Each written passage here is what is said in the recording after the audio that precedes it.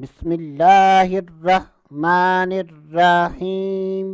السلام علیکم ورحمۃ اللہ وبرکاتہ۔ آج کی اس ویڈیو میں بات کریں گے خواب میں اپنے آپ کو حصار یا قلعے میں دیکھنا کیسا۔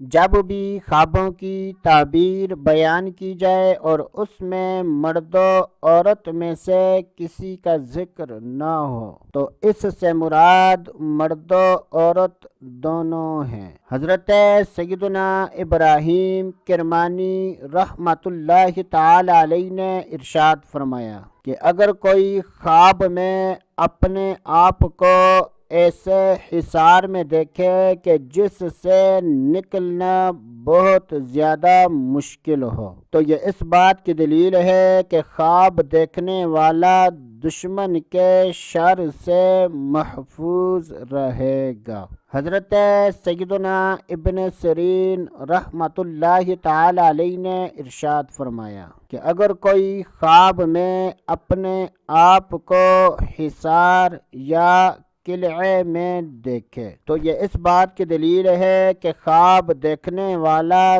دشمن کے شر سے امن میں رہے گا، اور اگر کوئی خواب میں دیکھے کہ وہ حصار سے نکلا ہے تو یہ اس بات کی دلیل ہے کہ خواب دیکھنے والا دشمن پر فتح پائے گا۔